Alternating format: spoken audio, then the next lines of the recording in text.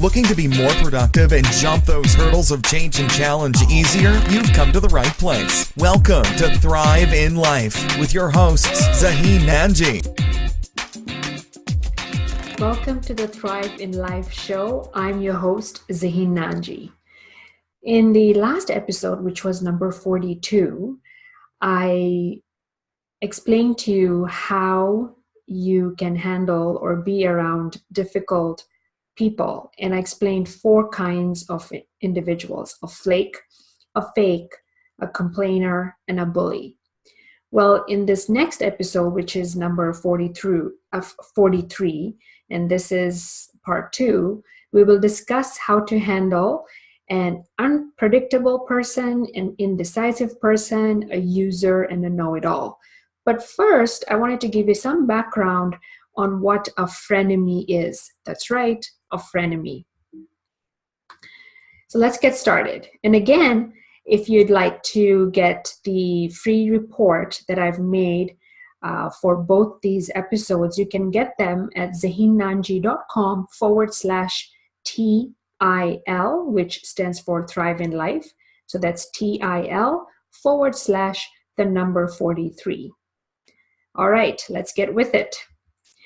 Why we love and hate frenemies. First of all, who needs friends or enemies when you can have both in one? That's what a frenemy is.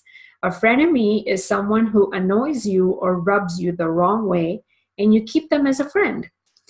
A frenemy is also a toxic relationship if you don't have the proper boundaries set up.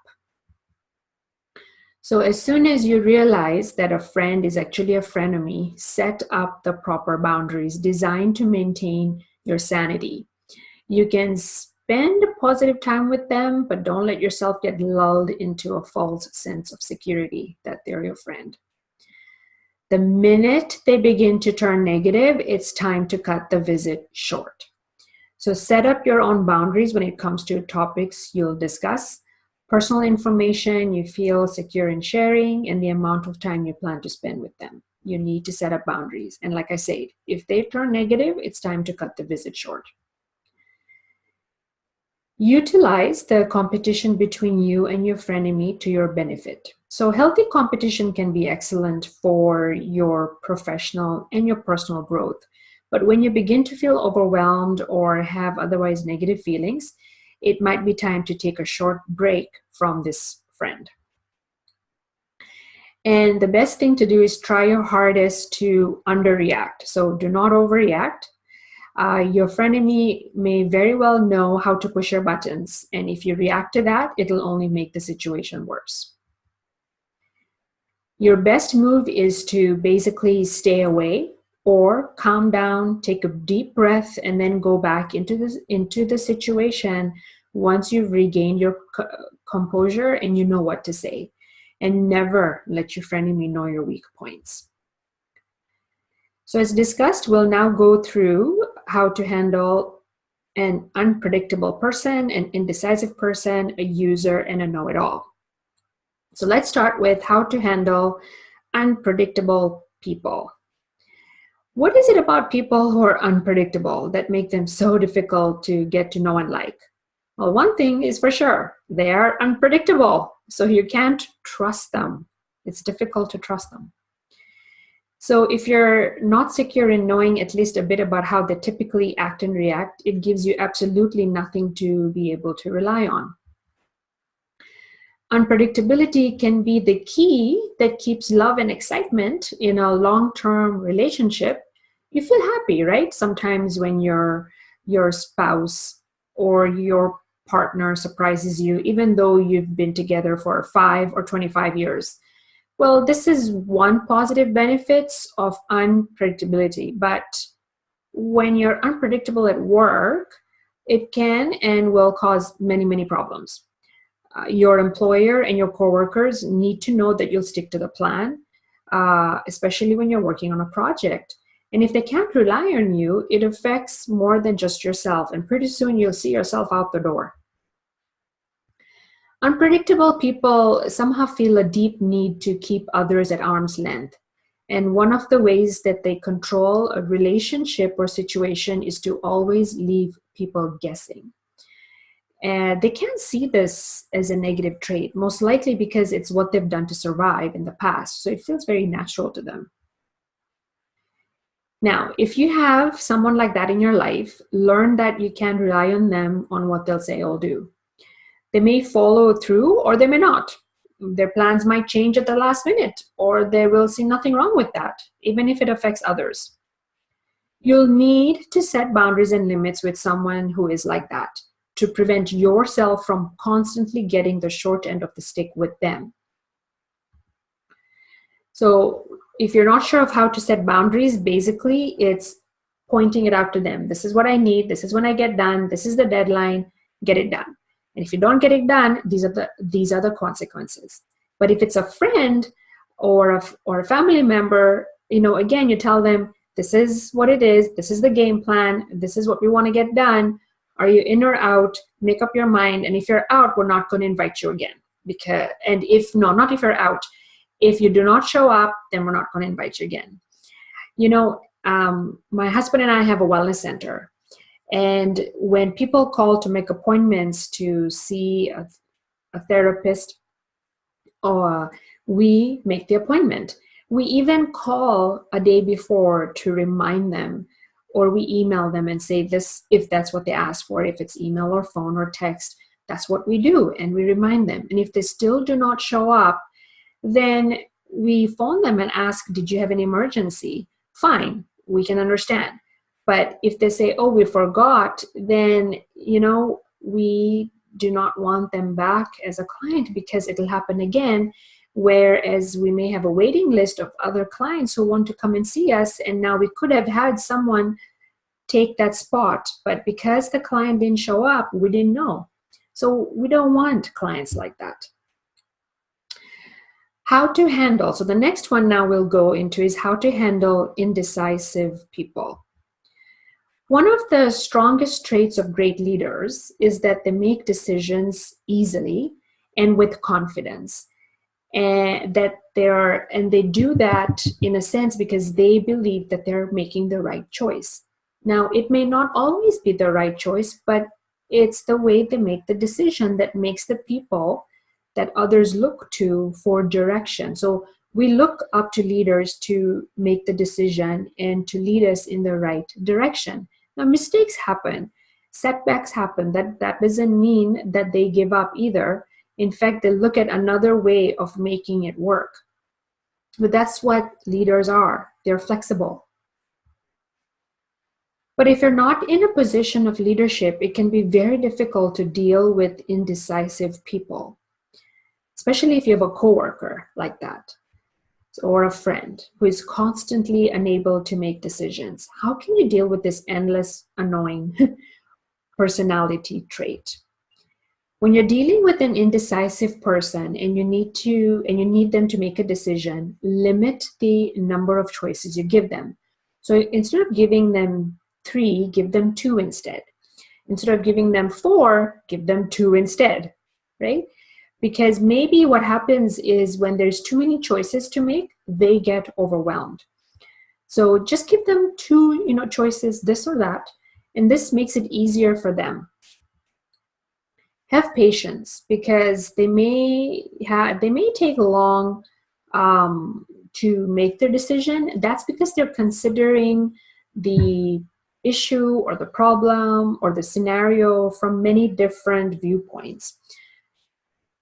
But what happens is that you, as the confident person, when you're dealing with the indecisive person, let them know that you're patient, but you're also confident in a sense that this is going to work. And just let them know that you're waiting for them to make up their mind. And maybe give them a time limit. You've got so many hours, you've got so many days, so on. And when you give them patience, that's great, but don't let them draw you into their decision-making drama. That's their way of doing stuff, and just let them know. You decide, this is your choice. When you have decided, that's when you come back to me. You also have to understand that the reason they're being that way is that it often comes from emotional issues, and they may feel as if they don't have the intelligence it takes to make the proper choice. Or even sometimes they may suffer from depression, and when someone suffers from depression, they feel that it's hard for them to make the decision because it's overwhelming, right? So sometimes you just need to understand that. All right, so the next one that we're going to go into is how to handle a user. There's not a person on earth who hasn't had to deal with a selfish or self-centered person at some point. They're often physically, mentally, and emotionally draining and can make you feel very taken advantage of. Now, occasional selfishness can be okay. Actually, it can even be healthy if it's in the name of self-care. So you know how as women we tend to preach other women on how to say no. I do the same thing. I teach other women on how to say no with integrity if it's too much, if there's too much on their plate, and they think it's selfish if they say no because everyone is actually relying on them. So in the name of self-care, it's okay to say no and say, you know what, I've got too much on my plate at the moment. I can't take this on. Or this is not a fit for me at the moment, or it's just not a fit for me. Would you mind giving it to so-and-so? Or you can say, you know what, I would love to do this, but would you help me out with it? So if we both do it together, then it can be done quicker. We'll have better success instead of me just doing this. You see how there's different ways of saying no. But constant selfishness and needing to be the center of attention, taking advantage of others on a consistent basis isn't looked upon as a positive thing. And oftentimes, you can't simply eliminate a user type from your life altogether. So how do you protect yourself from the selfishness and make sure your own self-interests are looked after? So let's take a look at four ways you can do this. Number one is don't think you can change them. You'll never be able to change a selfish person, but you can control how you react to them. And I always teach this in my seminars and my keynotes that how you react to a situation or to someone is how your life is going to unfold. So know when someone is a user and is usually self-centered and is selfish all the time, then you cannot change them. Just control how you react to them. The second thing you want to do is learn to step away. So if they question why you need the break, tell them it's because that they tend to be mentally draining for you. And they may not have any response, or they may even disagree with you, but try not to let it affect your decision and try to keep your temper in check, especially when you say that, because they could come out saying that it's not them, it's you. But you need to step away in order to keep your sanity. Number three is stop allowing the person to use you. So it's something you can control, right? Because users can be very manipulative and they can easily get you to do favors for them. When you begin to realize that you're being used, stop doing the favors. The next time you get a request, tell them you're not available. If they persist, a gentle reminder that they're asking you for a favor and that you're not required to comply should do the trick. Number four is protect your own energy. Now, I know it's similar to number two, but this is very important because, again, users can be kind of like an emotional vampire. If you don't protect your mental, physical, and emotional energy, they'll zap it right out of you because they'll want you to do this, this, and this, and this, and this, and they don't even Now, there are some people who are great at delegating, and they will come to you and say, can you do this? But when you say no and you go, you know what, I'm really tied up, they respect that and they step away. That's not being a user. A user is someone, even after you say no, they tend to say, well, come on, and you can do this, and on and on. And and they do not respect your boundaries. So that's a user. So make sure that you need to understand that you do not have to own anyone else's mood, right? That you need to own your own mood. So to own your own mood, you have to keep boundaries. Okay, and the last one. So this is actually a short episode, but it's great because you get everything here, and it's not too much information. Because if I would have put the second part in episode 42, I think it would have been a longer episode. And I just like my episodes being about 20 to 30 minutes long. So I'm sure you appreciate that. All right, so the last one, how to handle a know-it-all. They're the ones who know more than you, have done more than you, and own more than you. Yes, own. I'm talking about cars, houses, properties, whatever. They are experts at every single thing with an unknowing air of superiority that surrounds them. They will dominate conversations because guess what? They know it all. They offer unsolicited advice. You don't ask for advice, but yet they give it to you because guess what? They know it all. And they sometimes will seem belligerent, argumentative for no apparent reason. Know someone like that? Okay. Someone who is a know-it-all may act overconfident and arrogant. But the sad part is that they have the lowest self-esteem. The reason that they brag or they keep on doing the actions that I mentioned earlier is because they want someone to listen to them because it makes them feel better. And it makes them feel smarter that others believe in them. So that's why they're a know-it-all. They need to feel smarter and need to feel good about themselves. The personality traits that make someone a know-it-all also include acting impulsively, being unable to read social cues accurately. So if when you are with someone talking and they tend to look at the watch, I mean, that's a cue to me when someone does that, for example, saying that they need to be somewhere or they need to go somewhere. So I stop talking and I make my exit, right?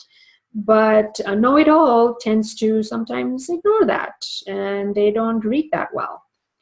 They also have poor listening skills because guess what? They have to have the last word.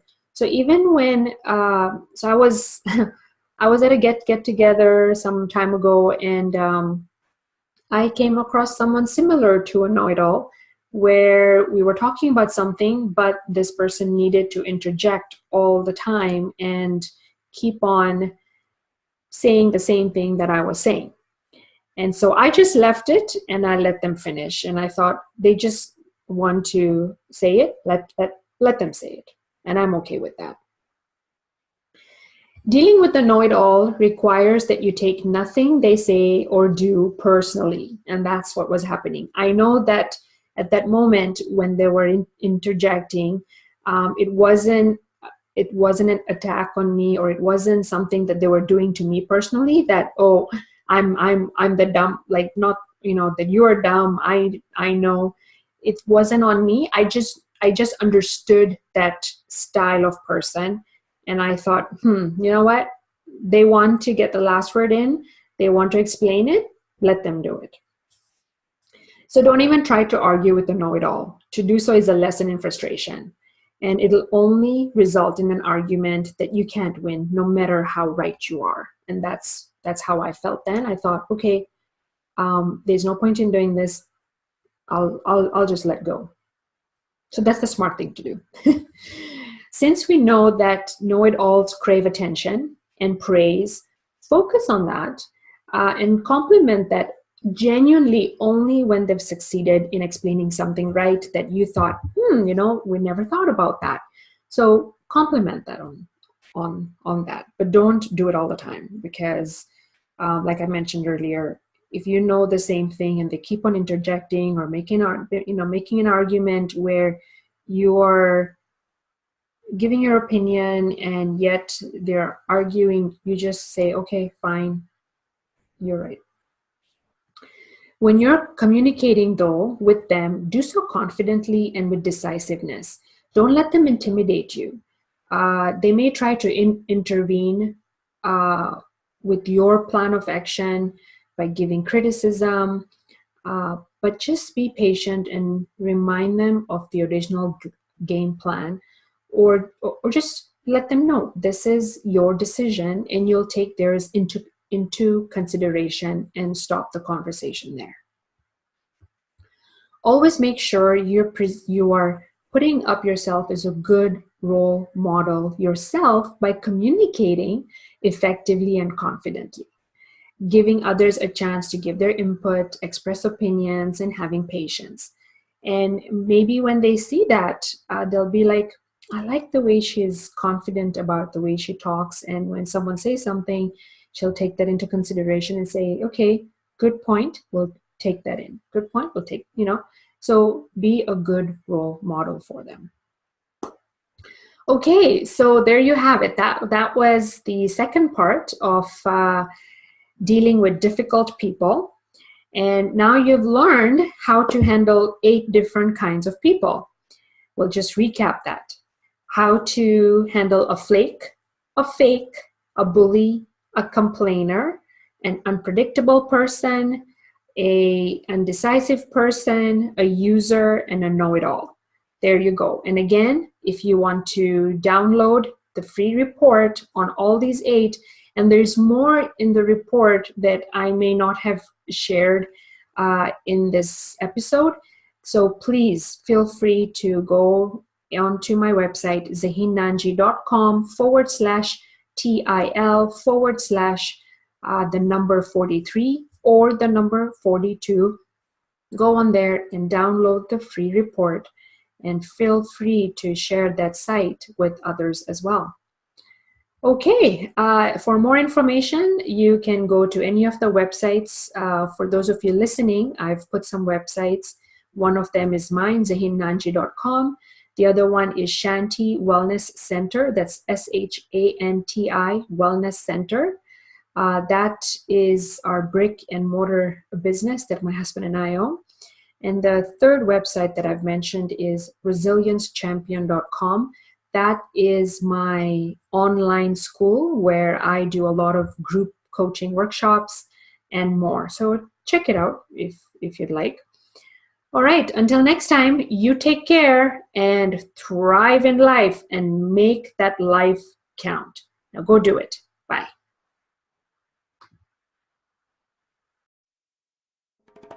Thanks so much for listening to Thrive in Life with your hosts, Zaheen Nanji. For more great content and to stay up to date, visit ZaheenNanji.com. That's ZAHEENNANJI.com. We'll catch you on the next episode of Thrive in Life.